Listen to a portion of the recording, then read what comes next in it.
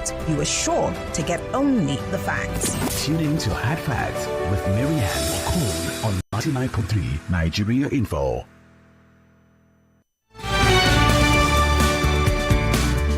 All right, we're back. This is the home stretch on Hard Facts. My name is Maryann Okon, and we are on A's and Nays. Last week, we started a conversation off of the backdrop of the situation that happened on the floor of the Senate with Senator Nengi ending up suspended because he raised alarm about 3.7 trillion naira that he thought was padded in the budget without any project attached to it. Well, the story has changed. It has developed. But today we're not going to be dwelling on Senator Nengi. We want to talk about ourselves, our budgets, why it's important, what we should be paying attention to, as opposed to the politics that surrounds it all. And my guest did make a promise last week that he was going to come back this week to educate us more on why we should be interested in budgets and why we should be pushing for open budgets. Today, I promise that I'm not going to mess up his name, because if anybody messes up his name, it shouldn't be me. Anyway, Iniobong Usen is head of research at Budgit, and he's joining us today again on the show to talk about budgets. Iniobong, so good to have you join us, and thank you very much for taking out time to be with us on the show today.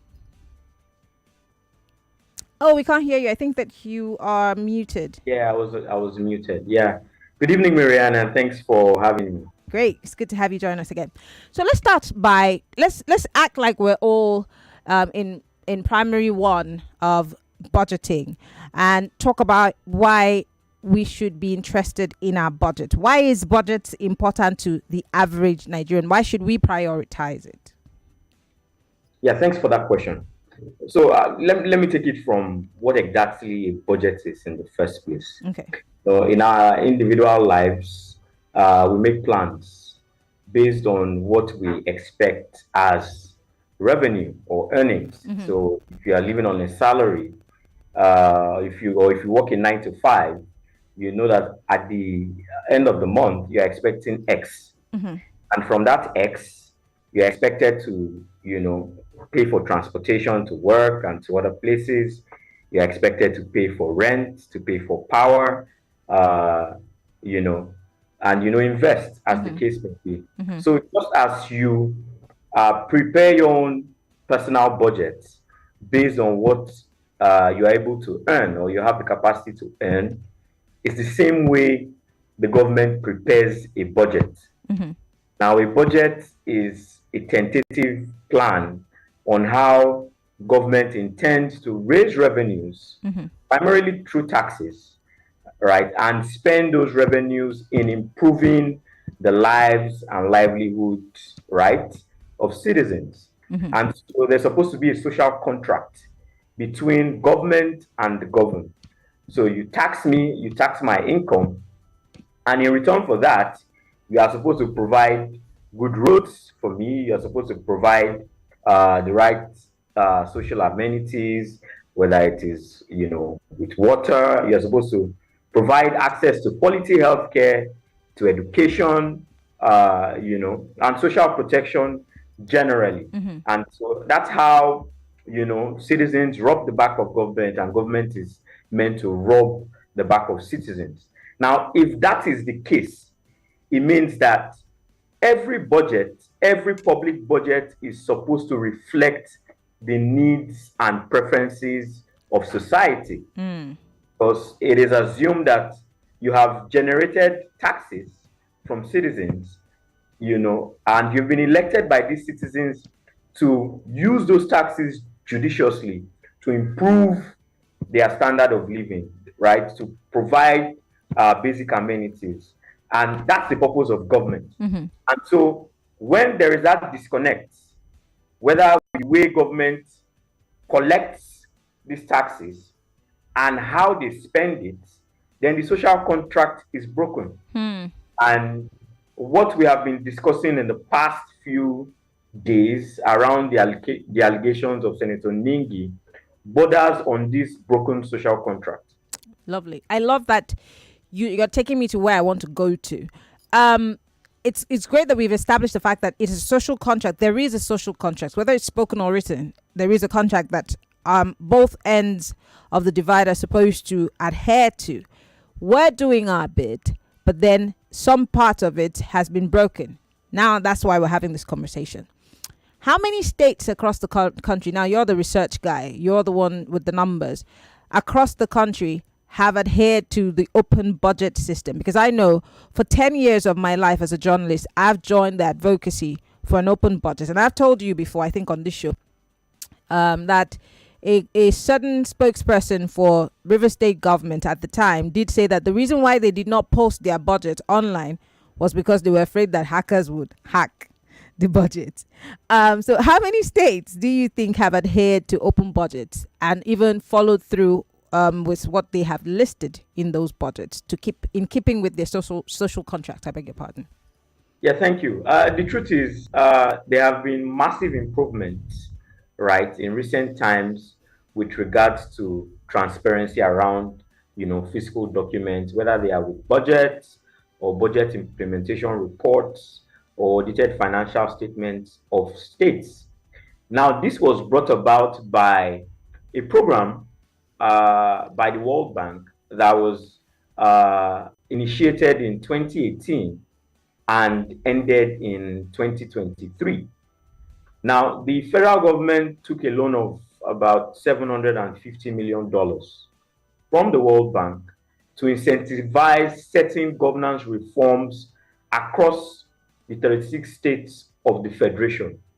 And so that program had certain disbursement-linked indicators that incentivized states to be more transparent with their public financial, management documents, to grant operational and financial autonomy to the offices of the Auditor Generals of the states and local governments to improve their domestic resource mobilization capacity. If I'll be more specific, so a particular DLI was on, the need for states to publish their budgets. That's the proposed budgets, the enacted budgets, the budget implementation reports, the audited financial statements within a particular time frame. And so if you do that, maybe you are eligible to collect $2 million. And so these incentives, sort of pushed the states to now, begin to release these documents that hitherto were like classified documents. Before the 2015 era, it was almost, it was very difficult accessing, public financial management documents from the states. Sorry, even with the FOI that was approved, you still couldn't get access to it? Oh, yeah. I mean, the states, the states would choose to either respond to the FOI or not. In some cases, some states would say the FOI was a federal law and that until they domesticated the FOIs in their respective states, that the law wasn't binding on them. Wow. And so there were issues, in a lot of states with regards to honoring FOIs.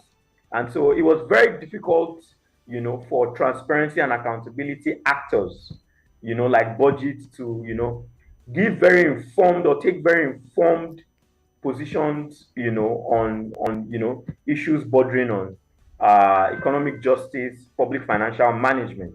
We have to scrap for data here and there, and just try to triangulate to, get to the heart of these issues. But the truth is, between 2018 and 2023, right, virtually all the states, right, as I'm speaking to you now, virtually all the states publish their proposed budgets, the enacted budgets, the budget implementation reports, the audited financial statements in somewhat, record time, as the case may be. Wow. But we do note that after the, that program, that was incentivized or that was used to incentivize states to bring about these reforms ended, there was some rollback in, some of the gains made from that program. And, it just provided evidence for some of the concerns we had with regards to the sustainability, of the reforms gotten from that program. Because if the federal government had gotten a loan to incentivize these reforms, what it means is over time, federal government would have to pay back these loans. And so if by the time the federal government is paying back these loans, some of the gains, with regards to the reforms that it had brought about with that program have been rolled back, it just means it's been money that has gone down the drain. Absolutely. Right. So a number of states, especially around the period of the transition, where some states were either changing governments, you had new political parties coming to the fore, or persons who were not, the chosen ones of the governors assumed office. There was like a transparency, gap. So for a number of states, they had scrubbed out, data that had been uploaded, when the previous government was in office. And so it was very difficult getting historic data for some of the states. Wow. It sounds like a very tough adventure that you have to undertake in finding these budgets in the first place to even begin to assess them. But from my research, I've also gotten to understand that budgets, because what we always care about is the federal government's budget. We want to hear, and then the FAAC, how much they're allocating to governors at the end of every month. But then we don't realize that local governments have budgets, states have budgets, and in looking at all of these budgets, we can now follow up on whether they've been able to implement anything or if they've implemented nothing. Why do you think that the average Nigerian is not necessarily concerned in the project implementation or in the implementation of the budget and how the money is used, and to see a follow through and ask questions? So I think there's that disconnect, right, between government and the bulk of citizens, right? Citizens feel that, they are constitutionally guaranteed democratic obligations, just starts and ends with voting, and expect politicians that they have elected into office to use their church mind to bring about, church mind indeed. but the truth is, the politicians are human beings as well, right? Some of the gains of democracy are not given; they are actually demanded and extracted everywhere across the world. And so, what this, demands is that everybody needs to be an active citizen, right? If you elected people into office, it behoves on you to ensure that you get the dividends of that democracy. And how do you do that? It means that you have to participate in the process of how resources are raised, how they are spent through the budget, and how they are accounted for. How do you participate in how they are raised? It means you have to pay your own fair share of taxes so that government can get enough revenues to be able to implement programs and projects, that it's at the heart of your well-being as an individual. How do you contribute to the process of allocation of resources? It means that when the budget process commences, even if, at this point in time, there's still a lot of, or a lot to be desired with regards to participatory mechanisms. So what are the windows of opportunities for citizens to participate in the budget process? The truth is a lot more can happen. But the truth is, even with the window available, there doesn't seem to be enough interest from citizens in the process. So I was having a conversation the other day with an official of the Yaba Local Government Development Association Council. Okay. And usually before they, put out these budgets, they send out, information to the public for people to come and be part of, public hearings so that they can aggregate their needs and that will reflect in the budget of the local government.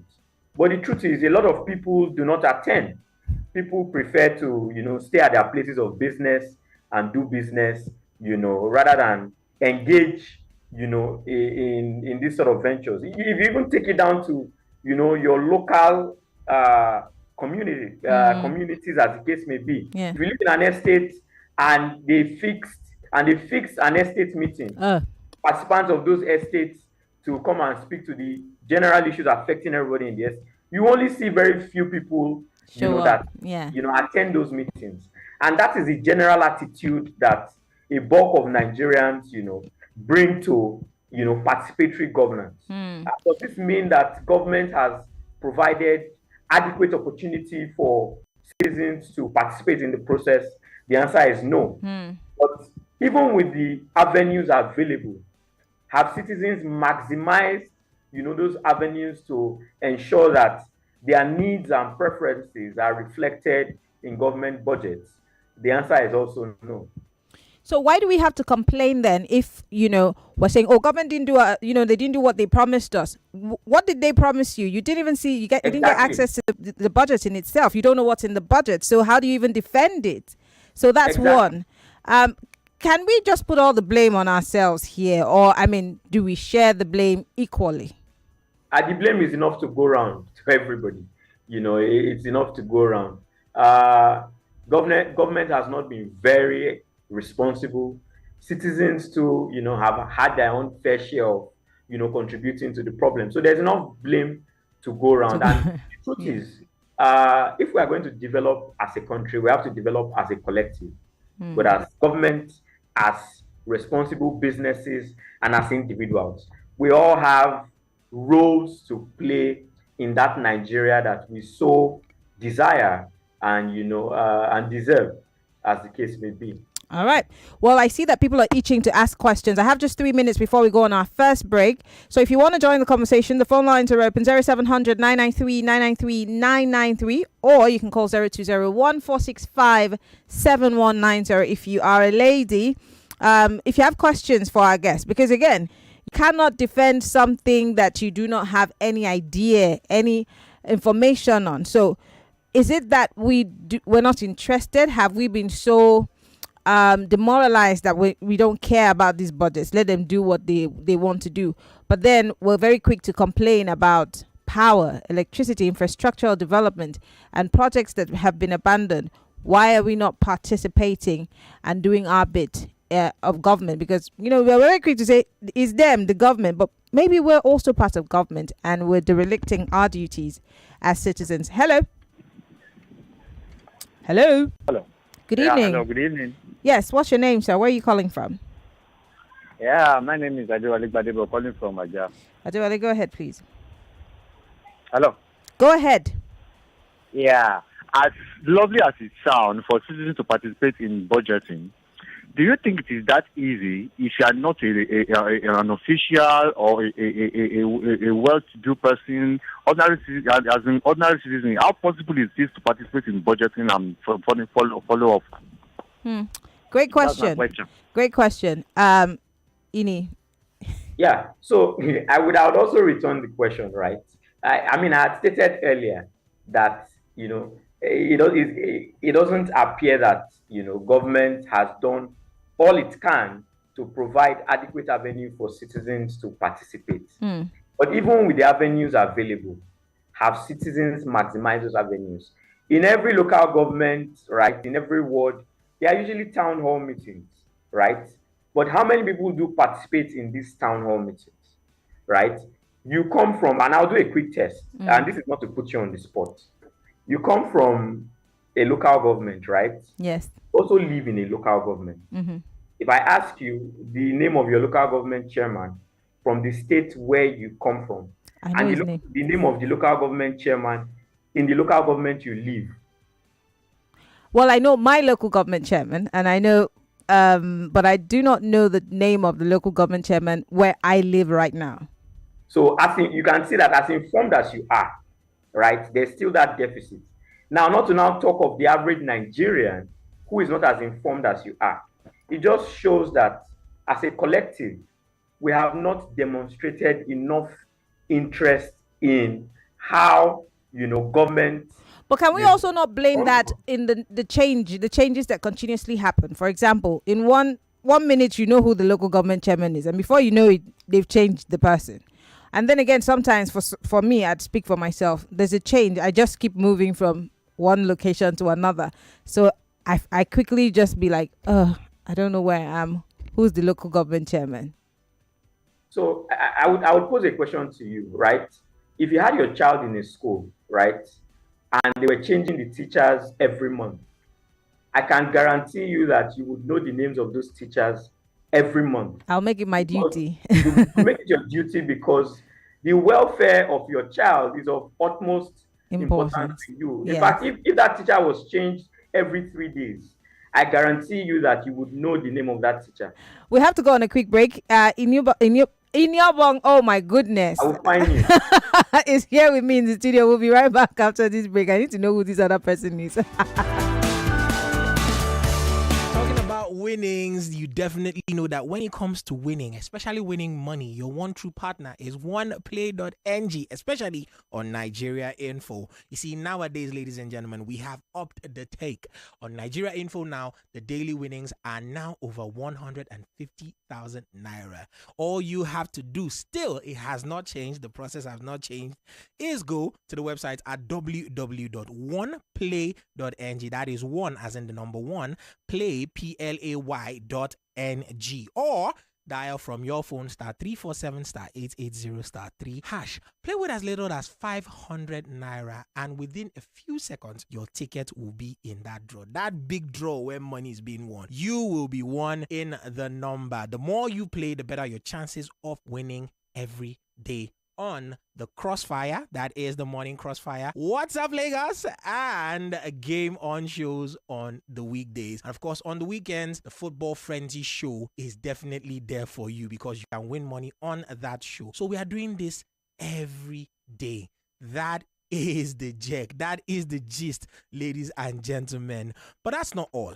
Every Friday, put your ear out for this one. Every Friday, there will be 500,000 naira in a jackpot for one lucky winner to win. Playing during the week automatically qualifies you for this weekly jackpot. What are you waiting for? Your chances of winning are the same as whether you play on oneplay.ng or you play dialing the code *347 *880 *3#. Remember to play responsibly and make sure you are above the age of 18 while playing. OnePlay is a registered trademark under Lasho Trading Services Limited, licensed by the Lagos State Lotteries and Gaming Commission.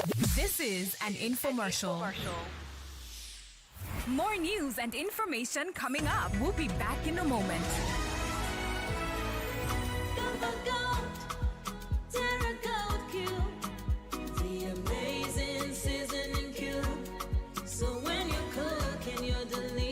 Meals, don't compromise. Go for gold.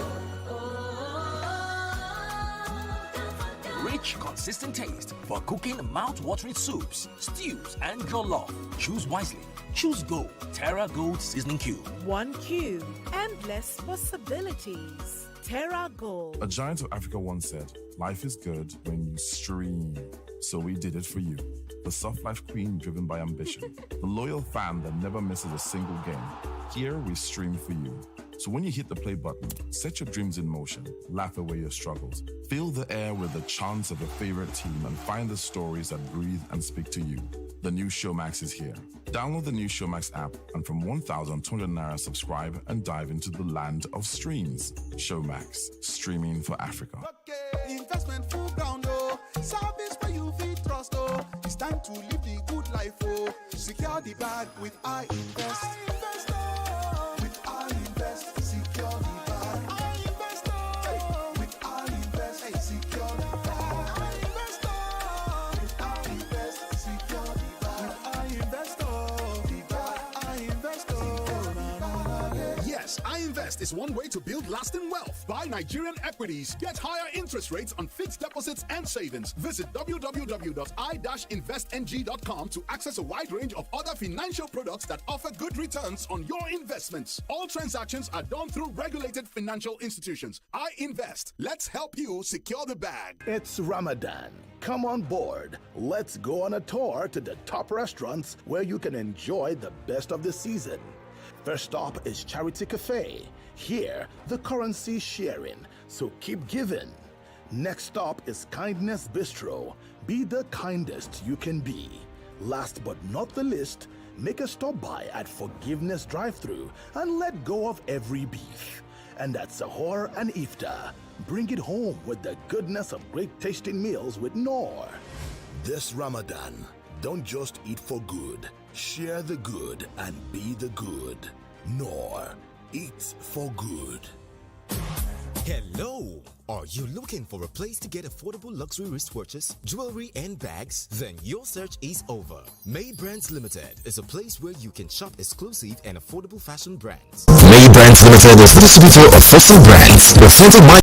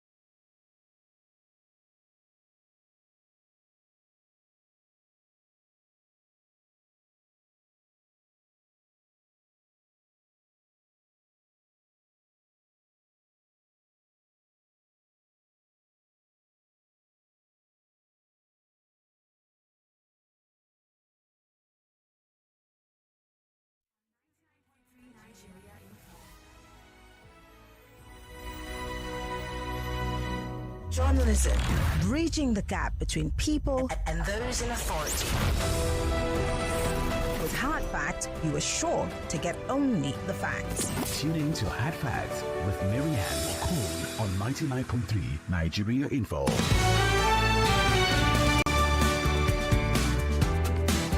11 minutes before the top of the hour, it's still A's and Nays on Hard Facts, 99.3 Nigeria Info, and we're being joined by Iniobong. Hey, Iniobong. Usen. Hey, they have done something to me. Iniobong actually is the head of research for Budgit, and our conversation today, we've been focusing on why it's important for us to understand budgets, to be part of the process, to follow the monies, because monies are earmarked for different projects, and to find out where the money goes, if these projects are actually carried out or not. But then the most important thing here is we the people. Are we interested in the budgeting, or are we just all interested in complaining or screaming about how much money has been budgeted? Are we prioritizing the right things, just as my guest has been saying? What should we be prioritizing? He's spoken a lot today, but I want to hear from you, Lagos. And if you do have questions for my guests, by all means, please. 0700 993 993 993. That's 0700 993 993 993. If you're a lady, join the conversation 0201 465 7190. And you can join the conversation via Skype. If you're listening to us from outside of the country, we are Nigeria Info FM on Skype. Now, Talkback from Mushin says, it's easier said than done. We aren't in the West, in the Western part of the world where your opinion matters. The only meeting we have is party meeting, no town hall. Not even if you join the meeting and to state your opinion for the development of your community. They see us as rebels. The only thing, I'm sure you're saying, they only think of how to share money and food stuff. Okay. Someone here says, do local governments in Nigeria conduct public hearing on budget preparation? Local governments in Nigeria will start public hearing on budget preparation only when the full apparatus of government at that level is restored to them, not now that they are an appendage to state governors. Ini, would you like to respond to that? Yeah, I will. It's true that fiscal management, public financial management is still very weak at the local government level. And this is very much tied to the system we still run. At this point in time, we're still fighting for autonomy of the local government, for the local government to have complete control over, their statutory allocation from the federation account. Yeah. However, right, there's still some level of engagement at that level. But the truth is, a lot of ordinary citizens leave the process to very active political actors within the communities. And oftentimes that's why you see that whenever there's anything to be shared, it's the guys who have interest in the local politics, who actively participate, that get whatever is shared. Because if you are not at the table, the truth is that you're on the menu. And so you're about to be chopped. Yes. So we all have to find a way to, be at the table. Like I said earlier, this does not mean that it is uhuru with how local governments, engage, how they open up the space for citizens to participate. But I know that in a couple of local governments across board, there are still these windows of opportunities for people to participate. Could it be better? Yes. But all the same, there are still windows that people get to participate. But it's just that a lot of people are not interested. There's also that, people still think that, regardless of whether you try to air your opinions, that your opinions would not be heard. So people already have that mindset that there's no need, participating in the process. If I bring the elections, to fore as an example, there are a lot of Nigerians that have said that because of their experience with the previous election, that they would not vote again.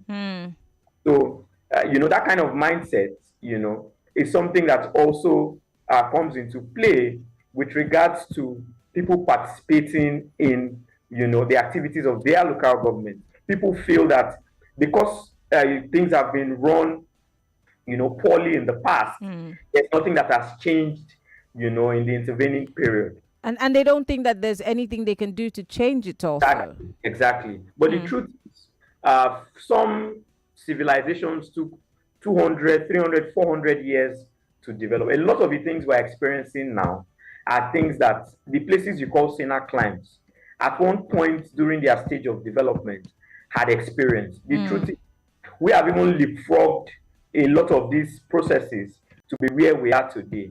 But for us to get to where we need to get to, we all have to be involved. I know sometimes it might be discouraging. It might not seem like there's a lot of positives coming from the little effort we put in being part of the process. But it is over time. That change happens slowly, but eventually it happens. Okay, let me take some calls. 0700 993 993 993. Hello, welcome to Hard Facts. Good evening, Miriam. Good evening. Mrs. Oboli calling from Ikorodu. Mrs. Boli, go ahead, please. So I like the way your guest is sounding this evening, but it's better said than done. Not that I want to sound pessimistic, but it's just the realities on ground. Now, why would I care for a budget that I know at the end of the day, no matter how I had to push hard, how I try to push hard, my voice won't be heard, or whatever I decide to speak on it won't be implemented. I would care less. I just want to ask him a question. In his own opinion, the budget we have, can he call it a balanced budget, a whole budget, a budget that will be favorable to the citizens, that will make me really care to say, okay, I want to stick out my neck for the budget, even at the expense of other things I'm supposed to do? These people won't listen to us. We've tried, maybe in our few little way, in our own quarters. But at the end of the day, nothing gives. They're just like a brick wall that you can't even penetrate. So do we have a whole budget, a balanced budget, that would make me say, okay, I want to go all out for it? Thank you. God bless. All right, thank you, Mr. Boli, for calling. Ini? Yeah, I mean, I get your frustration. I mean, I also get frustrated with the process at times. But the truth is, we can only keep hope alive. But if I'll come to your budget, I mean, your question around whether we run a balanced budget. So you have a balanced budget when, your revenue is equal to your expenditure, meaning that you are raising enough revenues to be able to fund spend the budget, right, that you had planned to spend. But the truth is, we have a very weak revenue regime and we have very ambitious plans. So most times, I mean, almost all of the time, we run a deficit budget, meaning that we would have to borrow, or we usually do borrow to fund that deficit because we don't raise enough revenues to spend on a lot of the things that we plan or we say we would spend. Now, if I now come to, what is prioritized in the budget, the truth is that at the state government level, states prioritize, or the governors, because the budgets are usually a reflection of the policy goal or policy direction of the chief executives, which are the governors. So you would often find that if a governor says, he wants to be known for flyovers, I mean, the last dispensation, there's an example from that. He would spend a chunk of the state's resources in building flyovers across the state. Whether, that is what is needed or not, or whether that is the best use of that, scarce resources available to the state or not. A governor would decide that he wants to build an airport because that is a legacy project, right? That is something that, they would name after him after he's gone. In the state where I come from, a governor decided to build a church so that if you are not able to access quality healthcare in the primary healthcare centers close to you, at least you have an ultra-modern church to go and pray away your problems. In some other cases, they decide to prioritize, the travel of citizens to Holy Land to go and pray away their problems. And so, but the truth is, a lot of the actions of persons in executive, right, also reflects sometimes what people prioritize, at the local. Yeah. And so if you that is a little bit more informed doesn't get involved in the process, you leave it to people, right, do not know better. And then they get to influence what reflects in the budget and what government gets to spend on at the end of the day. Let me quickly ask a question that someone just sent here before we wrap things up, because we do not have too much time. Someone here says we should just be realistic. Sometimes even local governments don't have autonomy, so we know the budgeting and the channels to follow up that may just be a mirage. Your guest said it. We depend on the politicians to use their church mind. Why? Simply because the system is weak. Let's find a way to make the system effective. Then political office holders will become less powerful. What does Freedom of Information Bill, no law, say on finance on the side of government? He's asking. So we understand this, the enormity of the challenges that do exist. And that's why organizations like Budgit exist, to fill that gap, right? I spoke about, the era we're coming from where it was difficult to access this data. But the truth is, there's now even an avalanche of data that, it has become a loss to even process. But organizations like Budgit have now tried to look for ways to simplify the data, to provide, avenues where citizens can interact with that data and provide feedback to, the political actors or people who they have elected into office. And so I would call on citizens to engage more, with the content that civil society organizations like Budgit, put out there.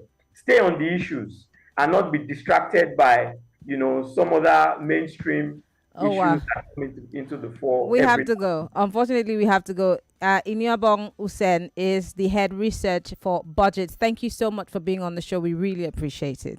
Thanks for having me, and have a lovely day. All right. Always a pleasure. Introducing the essence of true authenticity in fragrance. Wazobia perfume, the correct scent, a unique blend that captivates the 99.3 Nigeria Info. We are more than just radio. Subscribe to our YouTube channel at Nigeria Info FM. Check us out on Facebook at Nigeria Info 99.3. Follow us on Twitter at Nigeria Info FM and on Instagram at Nigeria Info FM Lagos for live updates as it happens. 99.3 Nigeria.